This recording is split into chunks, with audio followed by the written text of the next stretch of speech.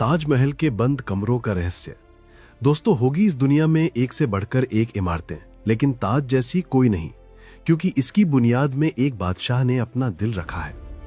दोस्तों, ताजमहल कला का वो खूबसूरत उदाहरण है जिसे 17वीं शताब्दी के मुगल सम्राट शाहजहां ने अपनी सबसे चहीती बेगम मुमताज महल के लिए उसकी याद में बनवाया था। वो इमारत जितनी खूबसूरत है उतनी ही रहस्यों से भरी हुई है, और कोई ना कोई विवाद इस इमारत के इर्द गिर्द घूमता ही रहता है।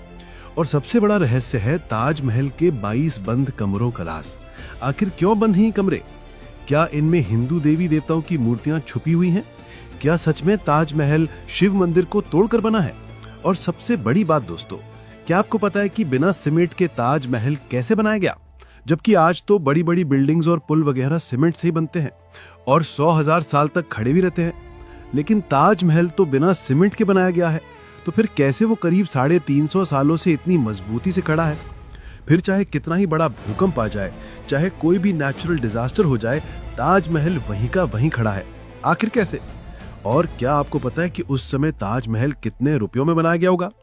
और क्यों ताजमहल में आज तक कोई लाइट्स नहीं लगाई गई हैं?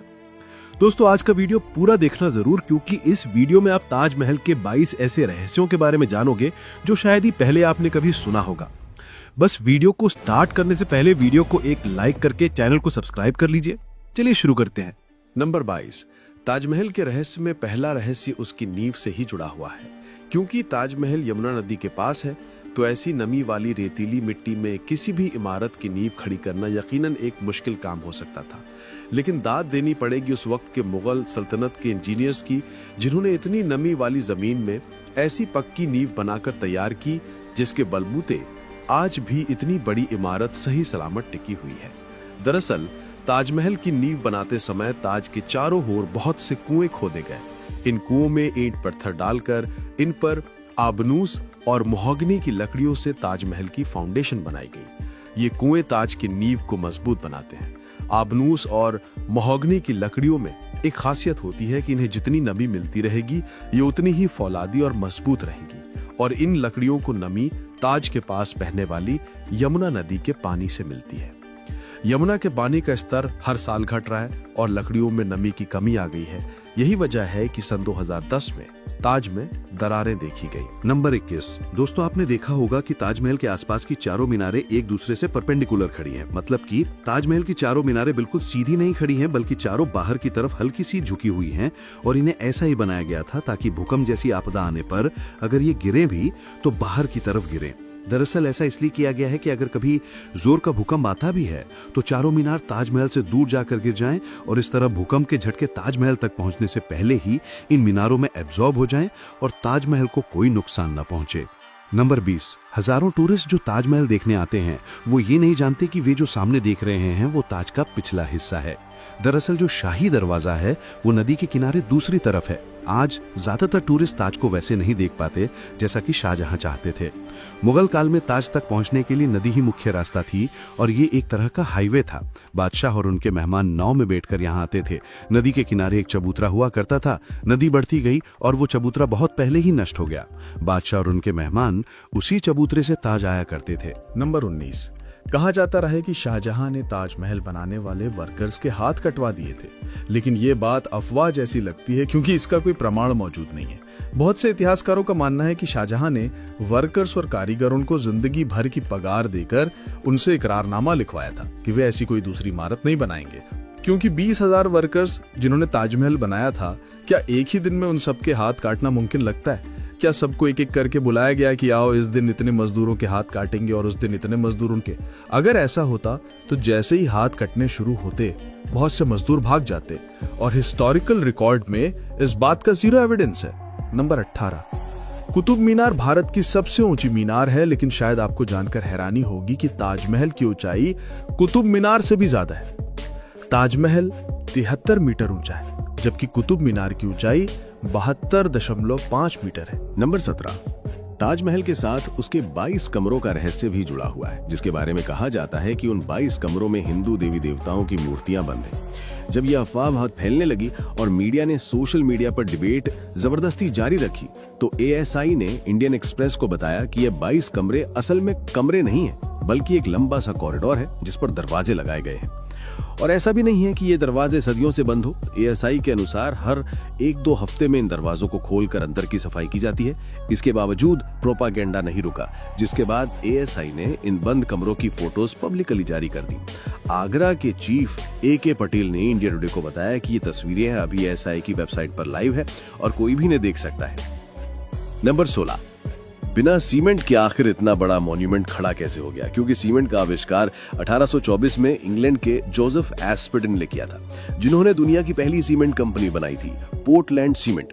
लेकिन ताजमहल का निर्माण 1631 में शुरू हुआ और 1648 में पूरा हुआ, सीमेंट के 200 साल पहले।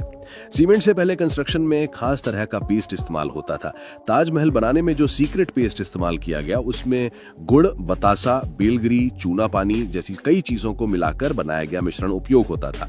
नंबर 15, ताजमहल का निर्माण 1631 में शुरू हुआ था और 1653 में लगभग 22 साल तक 20,000 मजदूरों की कड़ी मेहनत के बाद इस खूबसूरत नायाब इमारत को तराश कर बनाया गया था। ताजमहल के निर्माण के लिए हर चीज को हीरे की तरह परख कर चुना गया था।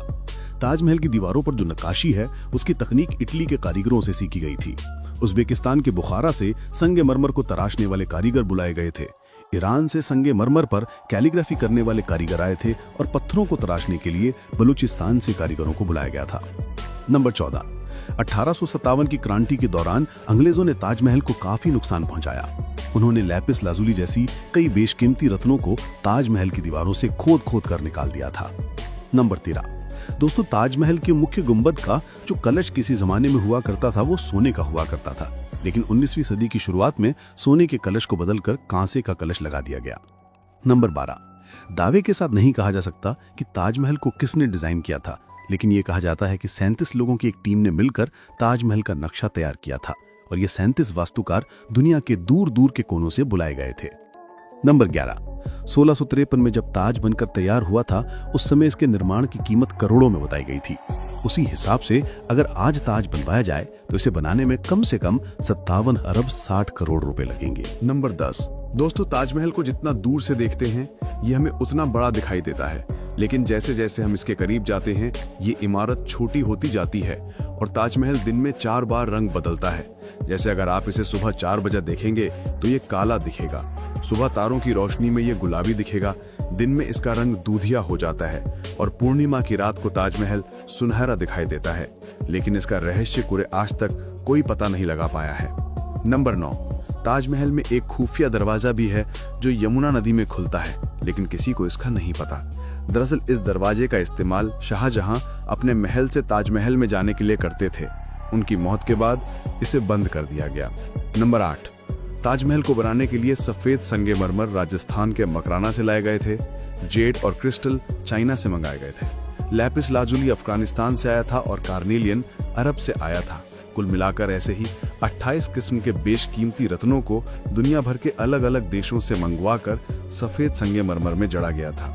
इन सब चीजों को विदेश से आगरा लाने के लिए 1000 से भी ज्यादा हाथी इस्तेमाल किए गए थे। नंबर 7, ताजमहल को वास्तव में शाहजहां ने बनवाया है। इसके पीछे भी काफी सारी थ्योरी बताई जाती हैं, जैसे कि कुछ लोगों का मानना है कि ताजमहल वास्तव में एक शिव मंदिर हुआ करता था जिसका नाम तीजो महाले था। दरअसल दोस्तों 1989 में एक भारतीय लेखक P.N. ओक ने एक किताब लिखी थी जिसका नाम था ताजमहल द ट्रू स्टोरी। इस किताब में उन्होंने कई तर्कों के साथ ये दावा किया था कि ताजमहल मकबरा बनने से पहले एक शिव मंदिर था और इसका नाम तीजो महाले था। सन 2000 में P.N. ओक ने अपनी बात को सिद्ध करने के लिए ताज की साइट खोदने के लिए सुप्रीम कोर्ट को अर्जी दी थी, जिसे सुप्रीम कोर्ट ने रद्द कर दिया था। आर्कियोलॉजिकल सर्वे ऑफ इंडिया के मुताबिक ताजमहल कभी एक शिव मंदिर था, इस बात का कोई सबूत नहीं है, बल्कि शाहजहां ने ताज को बनवाया था। इसके सबूत इतिहास के पन्नों में मिलते हैं। नंबर 6, कई देशों में ताजमहल की नकल पर बनी इमारतें मौजूद हैं, जैसे चीन, बांग्लादेश, कोलंबिया, और ऐसी ही एक और इमारत भारत में भी मौजूद है जिसका नाम बीबी का मकबरा है।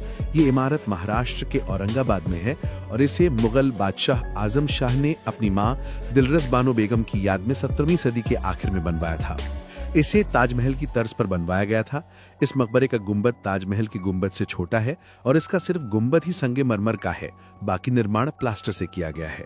नंबर 5, एक कहानी फेमस है कि शाहजहां यमुना नदी के दूसरी तरफ काले संगमरमर से ऐसा ही एक और काला ताजमहल बनवाना चाहते थे।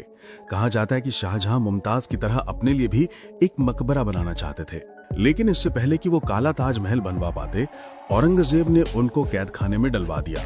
लेकिन इतिहासकार कहते हैं कि ये बाद में बनाई गई मनगढ़ंत कहानियां हैं। जिस जगह शाहजहां के काले ताजमहल बनाने की बात की जाती है, वहां कई बार खुदाई हो चुकी है, लेकिन ऐसा कोई सबूत नहीं मिला जिससे ये पता चले कि शाहजहां काला ताजमहल बनवाना चाहते थे। नंबर 4, ताजमहल की सबसे ज्यादा पॉपुलर इसके कंस्ट्रक्शन से जुड़ी अद्भुत प्रेम कहानी की वजह से है। शाहजहां ने अपनी बेगम मुमताज महल की याद में इस इमारत को बनवाया था। मुमताज का असली नाम अर्जुमंद बानो बेगम था। शाहजहां ने उन्हें मुमताज महल नाम दिया, यानी महल का सबसे अनमोल रत्न। महज 38 साल की उम्र में अपनी 14वीं संतान को जन्म देते वक्त मुमताज की मौत हो गई। उस वक्त वो बहरमपुर में थी। अपनी बेगम की मौत से बादशाह बेहद दुखी हुए, जैसे कि उनकी जिंदगी बर्बाद हो गई, और आखिर में उनकी याद में शाहजहां ने ताज को बनवाने का फरमान जारी किया। नंबर 3, पहले मुमताज को बहरमपुर में ही दफनाया गया। इसके बाद शाहजहां ने ताज को बनवाना शुरू किया। उसके बाद बहरमपुर से मुमताज की डेड बॉडी को निकालकर जहां ताजमहल बन रहा था, उसके पास एक गार्डन में दफनाया गया। ताजमहल को तैयार होने में 22 साल लगे, जब तक मुमताज की डेड बॉडी गार्डन में बनाई गई कब्र में ही दफन रही। बाद में उसे ताजमहल के अंदर मुख्य गुंबद के नीचे दफनाया गया। नंबर 2, जिस वक्त शाहजहां बादशाह बने वो मुगल सल्तनत का सबसे सुनहरा दौर था, या यूं कहें शाहजहां का जमाना मुगल हुकूमत के शिखर जैसा था। चारों तरफ अमन और खुशहाली थी। प्रजा के लिए बादशाह का हुक्म ही सबसे ऊंचा होता था। शाहजहां की बादशाहत में लड़ाइयां नहीं होती थीं। वो जबरदस्त शानो शौकत, ऐशो इज्जत का दौर था। बादशाह को बड़ी बड़ी इमारतें बनवाने का शौक था। उन्होंने मुगल वास्तुकला के साथ भारत के प्राचीन इतिहास को मिला दिया था। नंबर 1, शाहजहां जानते थे कि ये दौलत, ये ताकत, ये शानो शौकत एक दिन सब खत्म हो जाएगा। उन्होंने सोचा कि कुछ ऐसी यादगार चीज बनाई जाए जो हमेशा रहे, और शाहजहां ने अपनी पत्नी की याद में ताज को बनवाया। आज बादशाह ही नहीं रहे, उनकी हुकूमत नहीं रही, और उनकी सल्तनत को भी खत्म हुए कई जमाने गुजर गए। बस एक ताज है जिसने बादशाह की सदियों पुरानी प्रेम कहानी को खुद में संजोए रखा है। प्रकृति की गोद में चांद सी जगमगाती ये भव्य इमारत सदियों से दो प्रेमियों के प्यार की अमर कहानी सुनाती आई है और सदियों तक सुनाती रहेगी। दोस्तों, उम्मीद करते हैं कि आज की वीडियो आपको जरूर पसंद आई होगी। साथ ही आप किस शहर में रहते हो और क्या आपने ताजमहल देखा है, हमें कमेंट करके बताइए, और चैनल को सब्सक्राइब करके वीडियो को ज्यादा शेयर जरूर करें ताकि जानकारी हर किसी को मिल सके। और दोस्तों, आप किस तरह का वीडियो देखना चाहते हैं हमें जरूर बताएं।